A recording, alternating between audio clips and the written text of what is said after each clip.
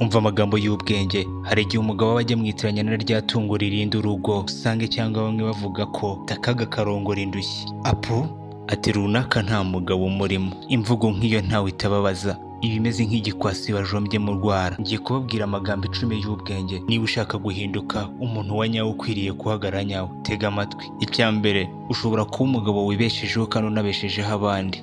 Kabone n'ubwo waba warakuze utagira so cyangwa mutarabanaga neza, wenda yarakwanze cyangwa akanga kukurera, kutaba umugabo cyangwa gukena, ibyo ngibyo ukabishinja so, ukirengagiza yuko nawe ukuze ushobora gutera inda hakagira uvuka. Icya kabiri, agaciro kawe ntikagengwa n'amafaranga utunze. Rimwe na rimwe nubona ahabwa agaciro kubera amafaranga menshi utunze, jya umenya ko ari ayo mafaranga abaha imyitwarire myiza n'ubupfura bwawe, kuko ibyo ngibyo nibyo bituma uhabwa agaciro nk'umugabo. Ufite amafaranga, udafite ayo mafaranga, agaciro kawe ntacyo kaba kavuze.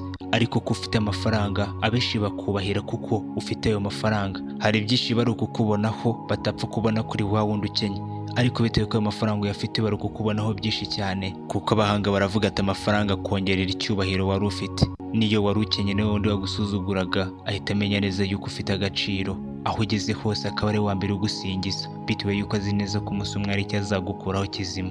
Icya gatatu, iteka ryose haba hari umwana mutoya w'igitsina gabo urusha imyaka akurebera akagufata nk'icyitegerereza kenshi, kuko wowe uri mukuru ukwiriye kuba urugero rwiza rero. Icya kane, ubwenge ntibivuze kugira imyaka myinshi y'amavuko ufite. Niyo mpamvu baca umugani ngo umutima w'impumyi watanze umutwe w'umusaza kumera imvi, ntiribara mukuru muto wariraye. Hari nabo nabonye yavuga ko abasaza bose ari abanyabwenge. Injiji n'ibigoryi nabyo birakura bigasaza. Umanza ari byo koko. Bavandimwe, reka nkubwire ngo ubwenge buva mu gutinya Imana. Uko ubushaka ni uguhora wiga ukamenya ko uzi bike cyane, kuko ntawahebuje iby'isi byose. Icya gatanu, ubwiyemezi n'abafite ubukungu bikunda bakabangamira abandi, bikabatera kumva ko bazaba hari uko abandi bavuyeho, kuko umuntu umeze nk'uwo nguwo niyo mwanzi mubi ukomeye muri iyi si kuri wowe. Igihe umuntu ashobora gutsindira irari rye, aba ageze ku kigero cyaho yiteguye kugera ku butsinzi ye,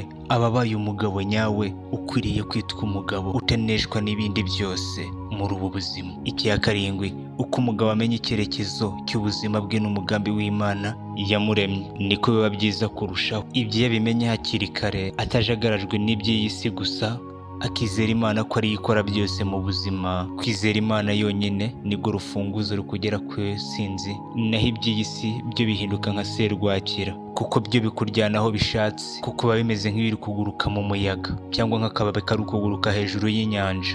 Icya munani, umugabo ushaka gutera imbere n'umugabo w'ingirakamaro kandi unigirira akamaro akakagirira n'abandi. Iyo agiye guhitamo umugore azashaka, arongora umugore utamworoheye, mbese amucekinga, areba ko afite ikigero cy'ubwenge bw'ibanze. Ibyo ngibyo bibaye bikabaho bituma bahuza, kuko ni wa wundi ugufata ukuboko akagukomeza mugakomeza imbere, atari wa wundi ugusubiza inyuma. Icya cyenda, umugabo ukuze atari wa wundi w'imyaka n'ubwanwa gusa ku matama, dore ko n'isekurume ya murarika icyanywa ibugira kandi bwinshi kandi bwiza cyane. Uwo mugabo yubaha abandi babamurusha akantu ndetse n'abandi akarusha, bityo birangira ahindutse umugabo nyawe ukwiriye kwitwa umugabo.